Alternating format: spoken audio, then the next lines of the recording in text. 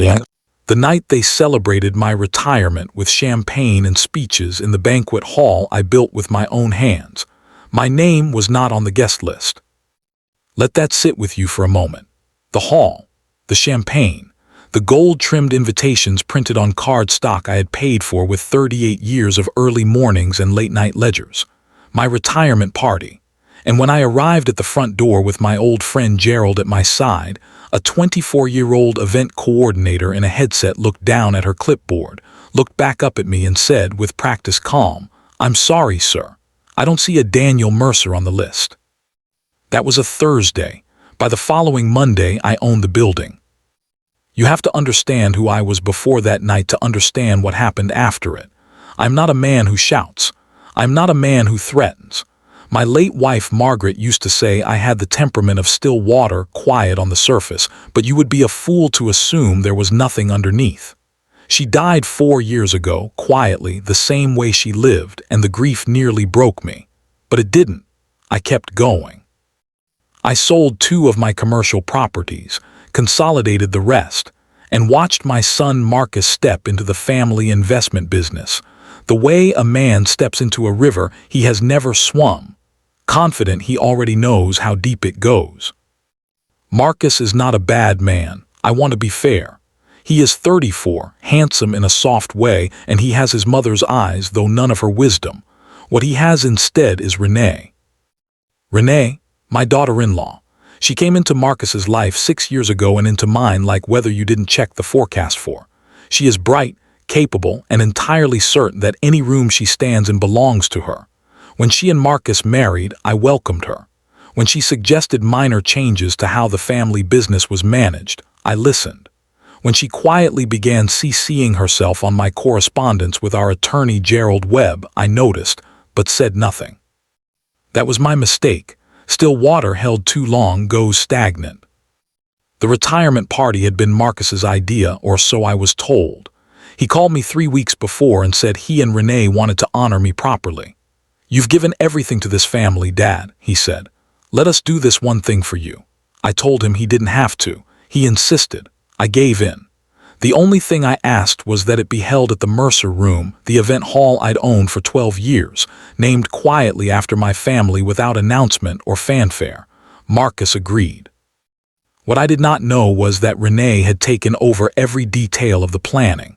What I also did not know, and what I only learned later from Gerald, was that she had instructed the event coordinator to run the evening as a private corporate function, not a personal family celebration.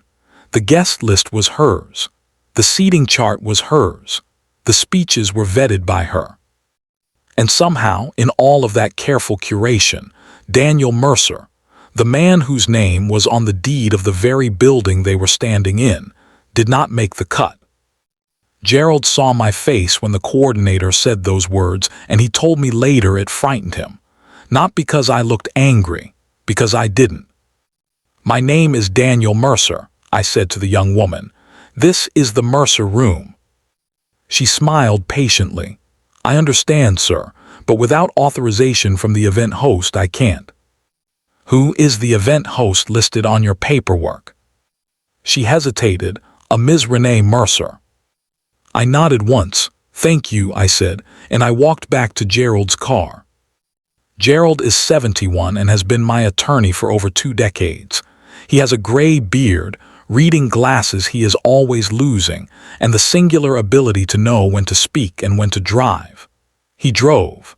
We went to his office. He poured 2 glasses of scotch and set mine in front of me without a word. "She listed herself as event host," I said. "I heard. In my building. I know Daniel." I drank the scotch. I looked out the window at the city I had spent 4 decades building a small but permanent piece of. And then I asked Gerald to pull up the lease agreement on the Mercer Room, because I had a feeling I already knew what I'd find, and I was right. Renee had not simply organized the event. 3 months earlier, quietly, during a period when Marcus had power of attorney over several of my accounts while I recovered from a minor surgery, a short-term management lease on the Mercer Room had been transferred. Not ownership, but operational control, enough to book events, enough to make decisions. The transfer had been buried in a stack of routine paperwork. I had signed it without reading closely. In 38 years of business, that was the first time I had ever done that. Margaret would have caught it. I had stopped being as careful when she stopped being there to notice. I am going to be precise about what happened next because I have told this story before and people always want it to be more dramatic than it was. There was no confrontation at the party. I did not storm back in. I did not call Marcus that night or the next morning. I let them have their evening. What I did instead was spend the weekend with Gerald, reviewing every document, every transfer, every signature from the past 4 years. It was painstaking. It was necessary. And what we found was not theft. I want to be clear about that. Marcus had not stolen from me. What he had done, perhaps without fully understanding, was allow Renee to slowly accumulate influence over administrative layers of my holdings. Nothing illegal. Nothing that would hold up in a courtroom as wrongdoing. But there is a difference between what is legal and what is right. And there is a difference between what cannot be proven and what can be reversed. Gerald drew up the paperwork over the weekend. By Monday morning, the short-term management lease on the Mercer room was formally and legally revoked.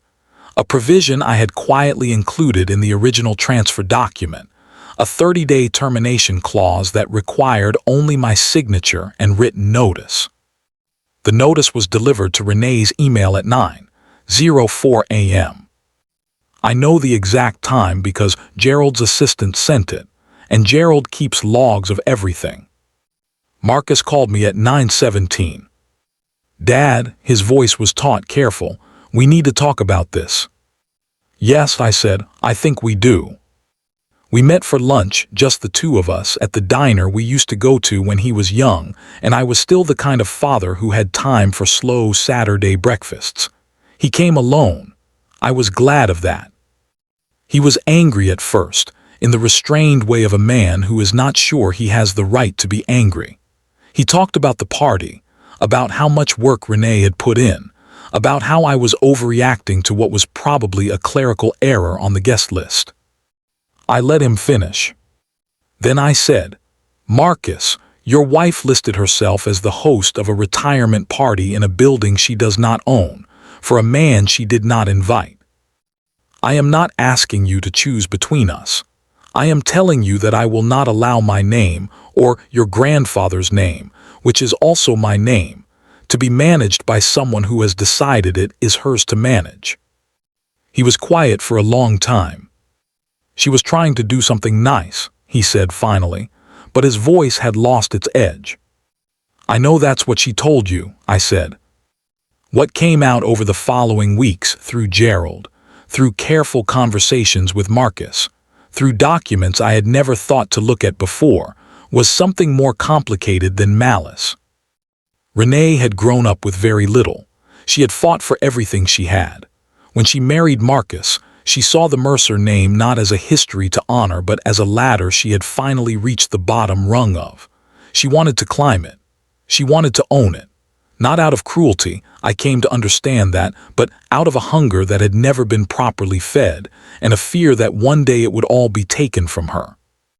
I understood hunger. I had built my life on it. What I could not excuse was the method. You do not honor a man by erasing him from his own story.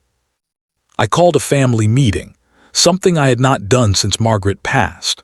Marcus and Renee came to my house, sat in the living room where Marcus had learned to walk, where his mother had read to him, where I had signed the papers on my first property at age 29 with shaking hands and a ballpoint pen that ran out of ink halfway through. I did not accuse, I presented. I laid out the lease transfer, the event authorization, the guest list, the pattern of administrative creep through the last 4 years. I named what I saw clearly and without drama. Renee sat very still through all of it. Marcus looked at his hands. When I finished, there was silence. Then Renee said quietly, "I didn't think you'd care. You always said Marcus could handle things." "Handling things," I said, "is not the same as owning them." Another silence. "I never meant to exclude you," she said, and I believe she was telling the truth, or at least the truth as she understood it.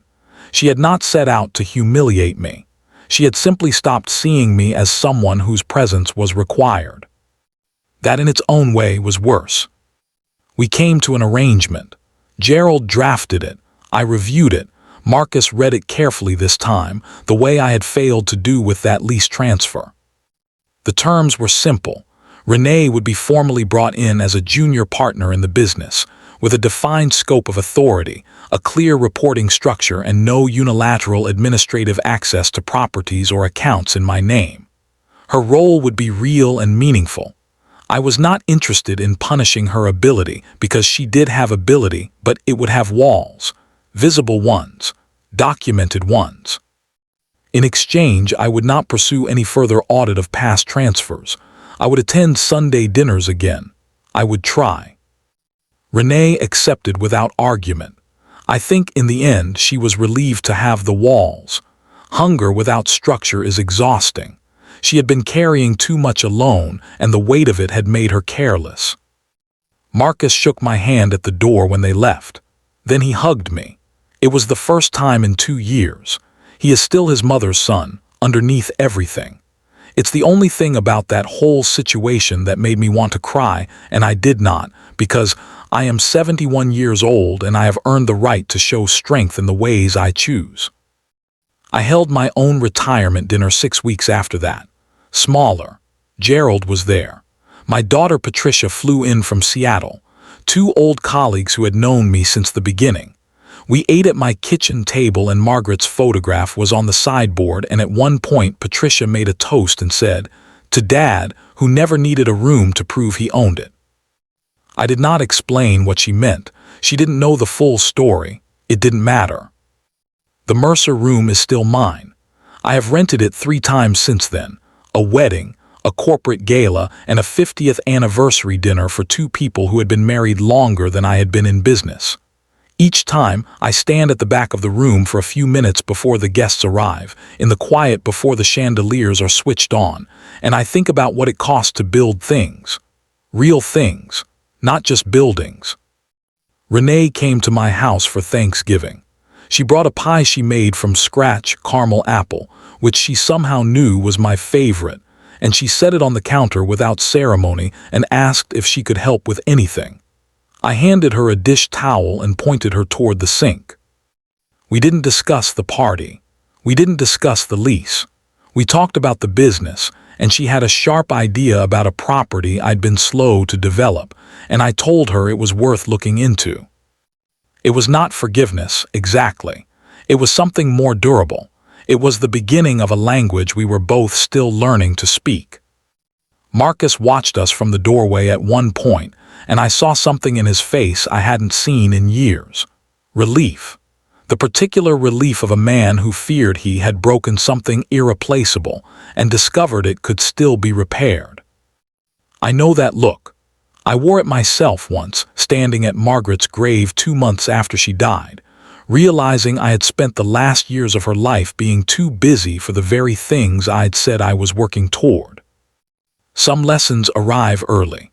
Some arrive at the front door of a building with your name on it, in the voice of a polite young woman with a clipboard, at the hour when everything you built is celebrating without you. The ones that arrive late are not lesser lessons. They are just more expensive. And I have always known how to spend what I have left wisely.